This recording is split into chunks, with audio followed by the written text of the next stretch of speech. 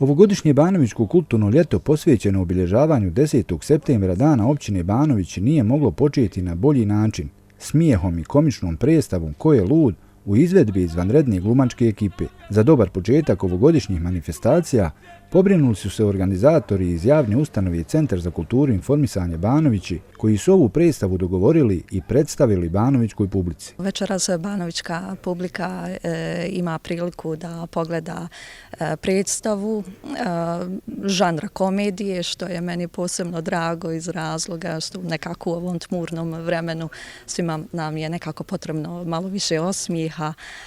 Dok s druge strane riječ je o projektu povodom obilježavanja dana općine Banovići. Sama realizacija tog projekta govori i sam pokazatelj da smo mi jedna ustanova koja je prije svega ozbiljna i profesionalna u svome radu.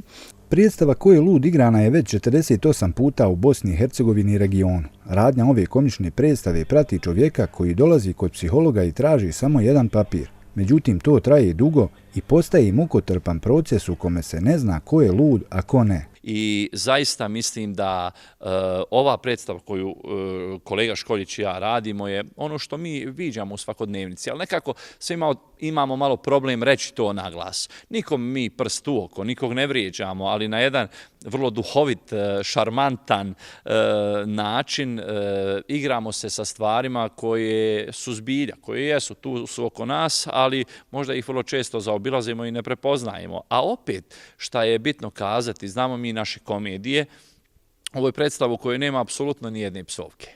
I to je ono što se nekako ponosimo.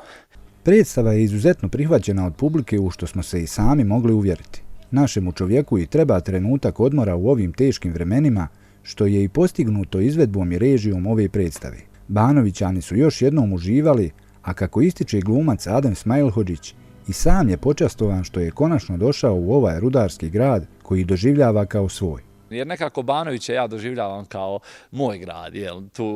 Tu imam dosta poznanika, pošto je moje porijeklo iz Vozuće.